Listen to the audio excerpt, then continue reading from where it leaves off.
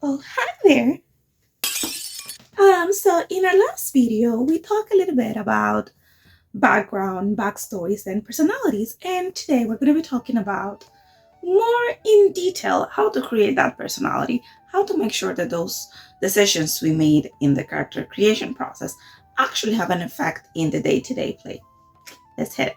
We're going to be talking about how to give your character real protagonist, main character energy, quirks, charms, conflict, drama. Personality is what brings your character to life at the table, and it's the only thing that people are gonna remember.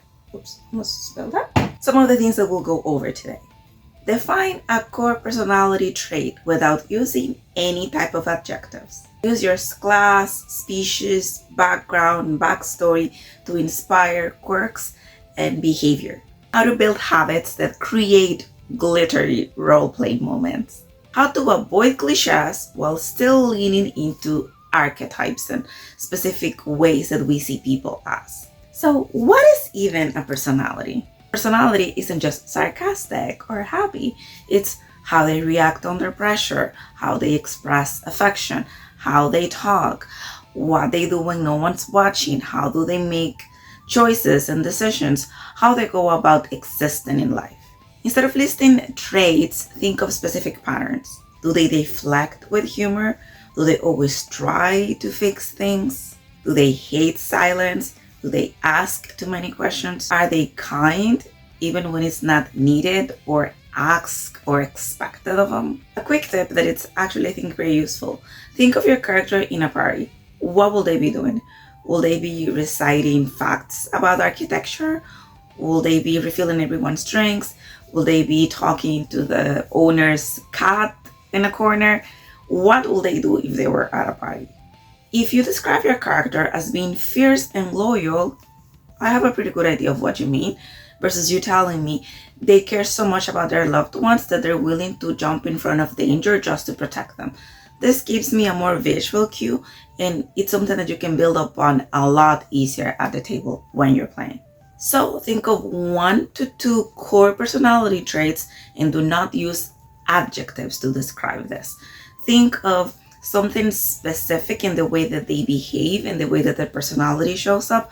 Well, don't just use adjectives. Try to be more creative than that. Use your build, meaning your class, subclass, species, and background to shape that personality. Let's just flavor it. You know that I'm using a circle of stars druid for my Rapunzel, but maybe the way that you shape it is that your character consults with the stars before they make any decisions, or they're very into astrology and they will never adventure with a Scorpio.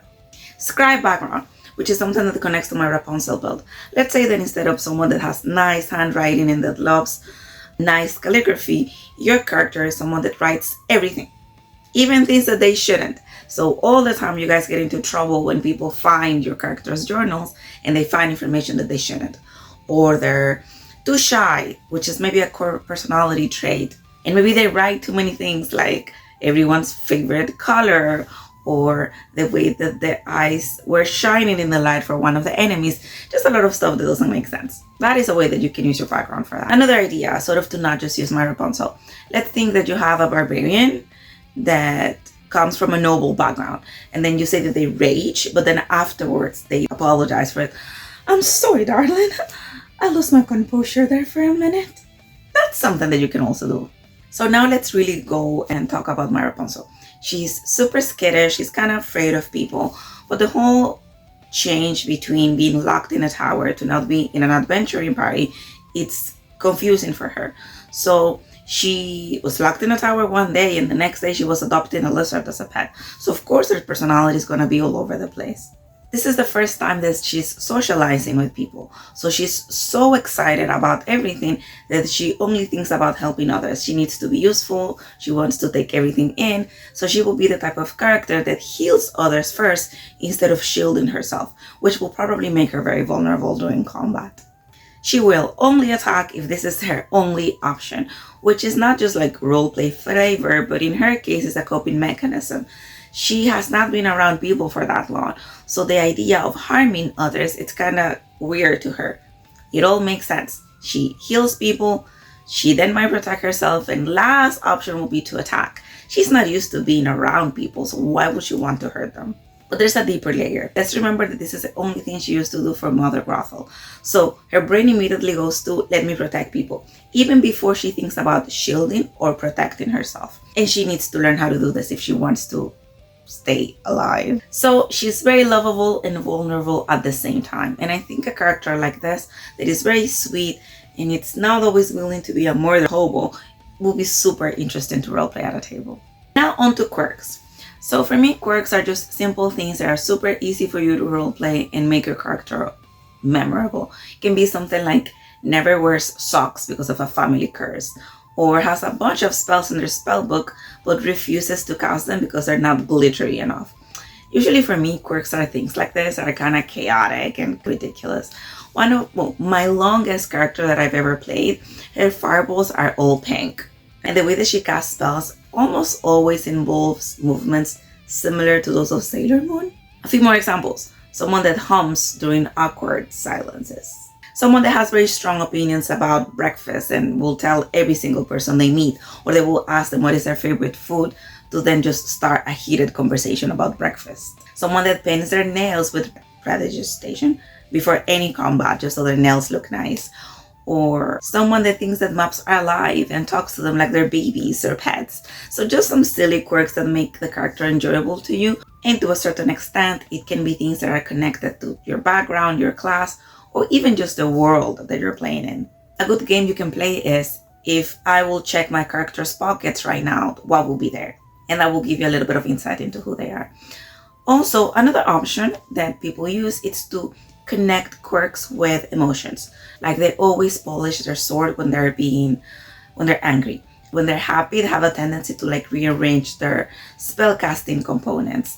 Anything that makes it fun for you and that creates certain connection between the character's quirks and the emotional state of your party or the situation that you're in.